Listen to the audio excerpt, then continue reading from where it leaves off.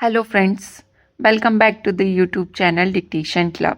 आज का डिक्टेशन आनंद मासिक पत्रिका से लिया गया है, जो कि 80 शब्द प्रति मिनट की गति से होने वाला है। अगर आपको इसकी पीडीएफ अलग से चाहिए तो नीचे डिस्क्रिप्शन बॉक्स से आप टेलीग्राम ज्वाइन कर सकते हैं, वहाँ आपको इसकी पीडीएफ मिल जाएगी। इसके अलावा अगर आप और भी प्लेलिस्ट चाहते हैं, जैसे कि रामधारी गुप्ता खंड 1, खंड 2, newspaper dictation, 10 minute non stop dictations, previous year dictations, तो उसकी लिंक भी आपको नीचे डिस्क्रिप्शन बॉक्स में मिल जाएगी। और आपको डिक्टेशन पसंद आते हैं तो वीडियो को लाइक ज़रूर करें और चैनल को सब्सक्राइब कर लें, ताकि भविष्य में आने वाले डिक्टेशन आपको मिलते रहें।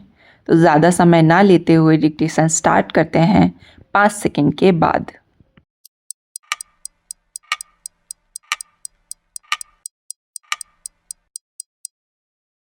स्टार्ट।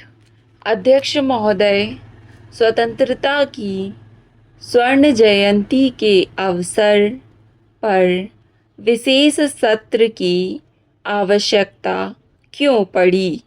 इसका उत्तर लोकसभा अध्यक्ष के पास इसलिए मिल सकता है क्योंकि वह अभी काफ़ी युवा सांसद हैं, और यदि उन्होंने संसद के इस सत्र को बुलाने में पहल की है तो वास्तव में उनकी दृष्टि साफ रही होगी।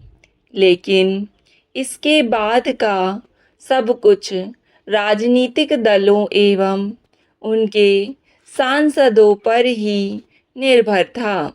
मैं समझता हूँ कि राजनीतिक दलों ने इस चर्चा का उपयोग अपनी अपनी राजनीति के अंतर्गत ही किया। चर्चा के दौरान जो टीका टिप्पणी सुनने को मिली, उससे यही संकेत मिलता है कि हर राजनीतिक दल मध्यावधि चुनाव को दृष्टिगत रखकर ही इस चर्चा में भाग ले रहा था। ऐसा नहीं कि वक्ता या नेताओं ने राष्ट्रहित के मुद्दे ना उठाए हों, लेकिन उनके स्वरों में जहां राष्ट्रहित की सुगंध आ रही थी, वहां उनके स्वरों की गूंज इस बात का साक्ष्य प्रस्तुत कर रही थी कि राष्ट्रहित के स्वरों की प्रतिध्वनि में पार्टी हित भी निहित हैं। राजनीतिक संवैधानिक संस्थाओं में महिलाओं का आरक्षण, शिक्षा, चिकित्सा, विज्ञान एवं तकनीक, राजनीति में बढ़ते अपराधीकरण, भ्रष्टाचार, चुनाव सुधार, देश की सरहदों की सुरक्षा एवं अन्य लगभग सभी आवश्यक मुद्दों पर रोशनी डाली गई।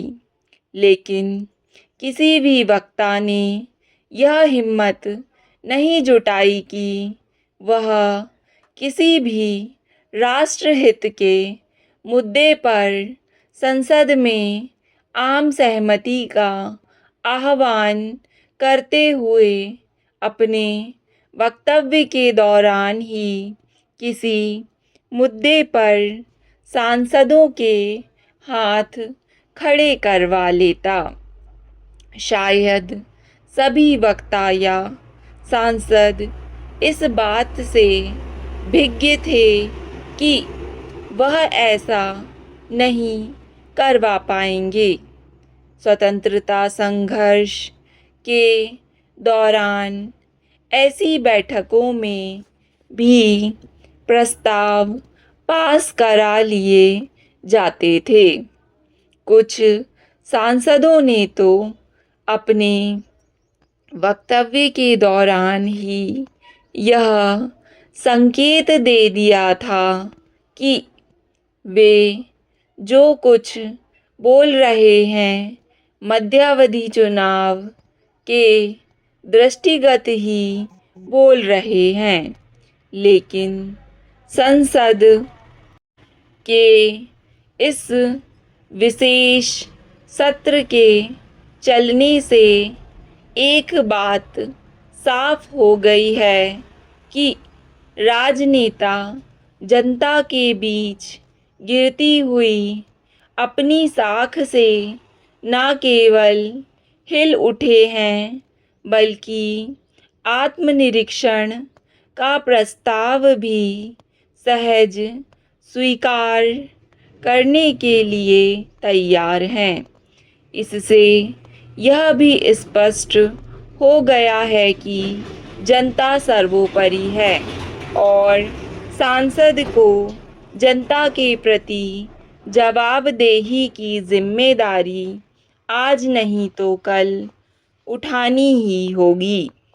अध्यक्ष महोदय, संसद के इस विशेष सत्र का एक बहुत बड़ा लाभ जनता को यह पहुंचा है कि वह अब यह कह सकती है कि यदि अगले चुनाव में वर्तमान सांसदों में से एक भी दोबारा चुनकर नहीं आता तो अगली यानी 12वीं लोकसभा में जनता का प्रतिनिधित्व वास्तव में जनहित को सर्वोपरि मानकर किया जाता रहेगा। 12वीं लोकसभा के सांसदों का चुनाव काम के आधार पर होगा, ऐसा अब स्पष्ट परिलक्षित हो रहा है और ऐसा होना भी चाहिए। इसलिए संसद में पहुंचते ही सांसद की जनता के प्रति जिम्मेदारी खत्म नहीं हो जाती, बल्कि यह जिम्मेदारी वहां पहुंचने के बाद बढ़ जाती है। यद्यपि यह कहना कठिन है कि 26 अगस्त से संसद का विशेष सत्र प्रायश्चित के उद्देश्य से रखा गया था या फिर आत्मनिरीक्षण के उद्देश्य से बुलाया गया था। इस सत्र के दौरान लगभग हर सांसद वक्ता ने यह माना कि पिछले 50 वर्षों में राजनेताओं से कुछ गलतियां हुई हैं। उन्होंने इस सत्र में पिछली गलतियों को सुधारने का आह्वान भी किया और आगे ऐसी गलतियां ना दोहराने का संकल्प भी लिया। शायद सांसद इस बात से भिज्ञ हैं कि भारत की जनता भूलने और साफ करने की आदी है, लेकिन उनके विश्वास का सबूत तो तभी मिलेगा जब भविष्य में 12वीं लोकसभा के चुनाव परिणाम आएंगे। संसद द्वारा की गई इस चर्चा में जो खास बात देखने को मिली वह यह है कि वरिष्ठ सांसदों एवं नए सांसदों के बीच भारी अंतर दिखाई पड़ रहा था। यानी जहां वरिष्ठ सांसद राष्ट्रहित के मुद्दों में राजनीति को मिश्रित करने का मोह नहीं छोड़ पा रहे थे, वहीं युवा सांसद राष्ट्रहित के मुद्दों को बेबाकी से पेश कर रहे थे। अलग अलग वक्ताओं ने गांधी जी के सपने साकार किए जाने की बात रखी। यह वास्तव में सर्वसम्मति की ओर इशारा कर रही थी। मज़े की बात तो यह रही कि भाजपा के पूर्व अध्यक्ष ने विज्ञान और तकनीक पर अपने ज़ोरदार भाषण के दौरान कहा कि कहाँ गए वे दिन जब हमारा जुलाहा गेहूं के एक दाने के बराबर रुई से 26 गज धागा बना दिया करता था। उन्होंने स्वदेशी के मुद्दे पर गांधी जी को याद किया। इस दौरान एक रोचक बात देखने को मिली कि जिस वक्ता ने अपना भाषण खत्म किया उसने दूसरे वक्ता को सुनने में कोई रुचि नहीं दिखाई। यह वातावरण उचित नहीं है। स्टॉप। डिक्टेशन पसंद आए तो वीडियो को लाइक तथा चैनल को सब्सक्राइब ज़रूर करें। धन्यवाद।